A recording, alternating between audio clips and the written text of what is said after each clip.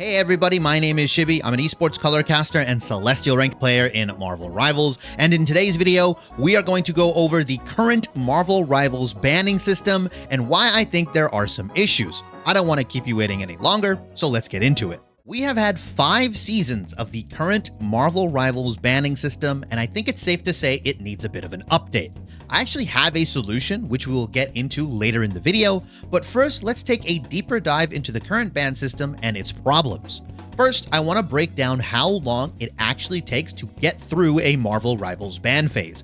So you have the pre-select or the hero hover phase, which takes about 15 seconds. Then you have ban phase 1, which is about 20 seconds. This is where both teams select a hero to ban, and then it takes a percentage chance, and that's when you get the first round of bans. There's about 5 seconds between ban phase 1 and ban phase 2. You can kind of view it as an intermission. And we have the second ban phase, which again takes 20 seconds for players to select a hero to ban on each side.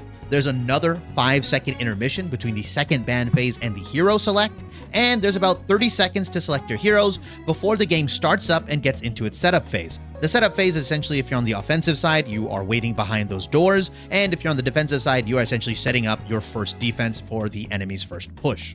So, all in all, from when you load into the game to when it gets to its setup phase, it takes about 95 seconds. Let's contrast this ban phase with another game in the space, Overwatch. So Overwatch has a map vote plus selection phase, which takes about 15 seconds. They also have a hero preference roll similar to the hero hover in Marvel Rivals, which takes about 10 seconds. Then they have one hero ban phase that takes 20 seconds. And they also have a phase where they show what heroes were banned after that. That takes about 10 seconds. After that, we have the hero selection phase, which is about 20 seconds. So Overwatch's total hero ban phase from start to finish is about 75 seconds, which is 20 seconds less than Marvel Rivals. Now, you might think the Marvel Rivals pick ban phase is pretty long at 95 seconds, but it's actually completely fine.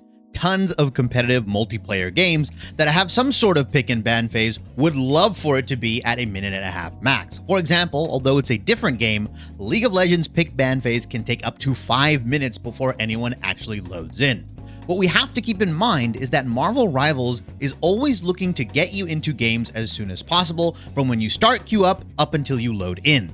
This is pretty much every game's philosophy. There are no games out there that will purposely lengthen that time, especially with the way attention spans have changed over the years.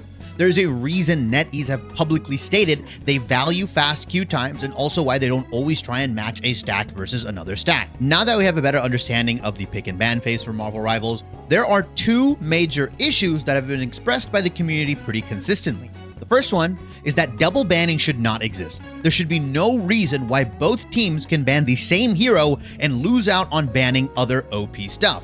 One of the more popular solutions I've heard for this is to create an alternating ban phase. Essentially, each team takes a turn banning a hero and going back and forth until 4 heroes are banned. Although this system has worked in other games, what we have to remember is that this would likely increase the amount of time players spend in the ban phase of the game. Remember, this is not what Netease wants. They would like to avoid lengthening this process as much as possible. Another issue that's kind of tied to issue number 1 is that Marvel Rivals does not have enough hero bans. Currently, there are 44 heroes in Marvel Rivals, with Rogue being hero number 45. The reason I say this issue is tied to the first one is because you load into the game under the assumption that 4 unique heroes will be banned out. This would generally be a good method to control the really OP heroes that spring up every patch. Usually there's anywhere from 4 to 6 utterly busted or OP heroes. For example, in Season 5, our current season, you see a lot of bans thrown towards Hela, Daredevil, Emma, Gambit, and Syla, right? That's 5 heroes. If one of those slips through, it's not the end of the world. But because we can't guarantee unique bans, some of those OP heroes that I mentioned before will slip through the cracks, therefore reinforcing the idea that we need more ban slots. This also wouldn't work because, again, it would increase the amount of time players spend in the ban phase. Remember that each ban phase takes about 20 seconds with a 5-second intermission in between.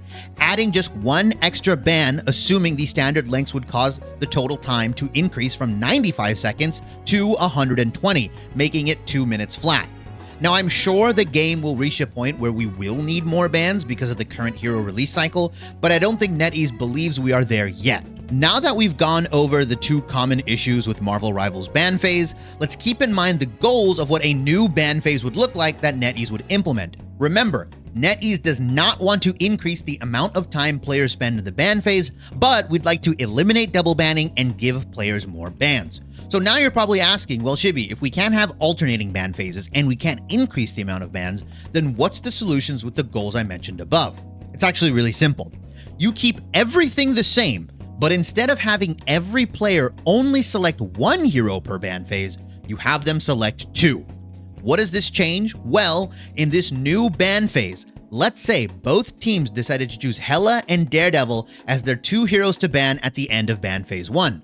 The game can check the heroes that are available in the ban pool and ban Hela on side 1 and Daredevil on side 2.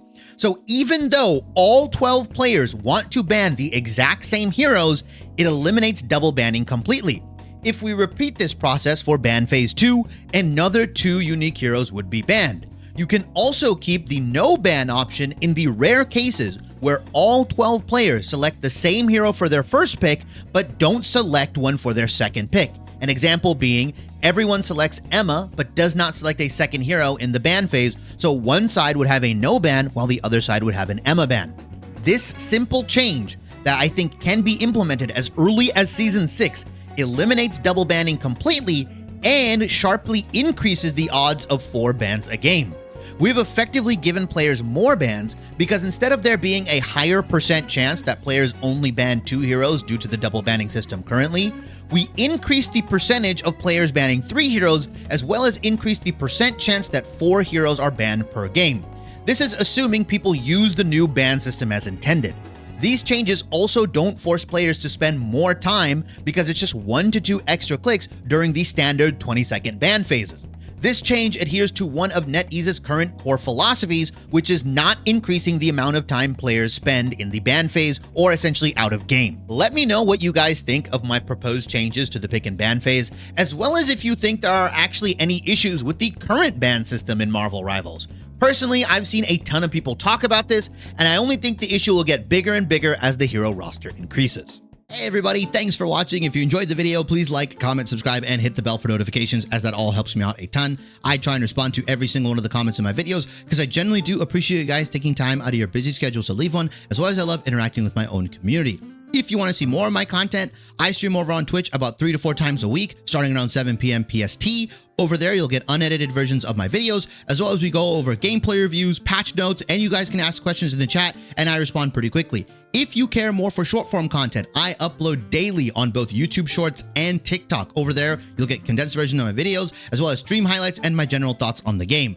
All of that will be in the description box below, as well as a pop-up that will show up on the right side of the screen here, telling you where to go and all my handles. I really do appreciate all of you, and I hope to see you guys in the next video.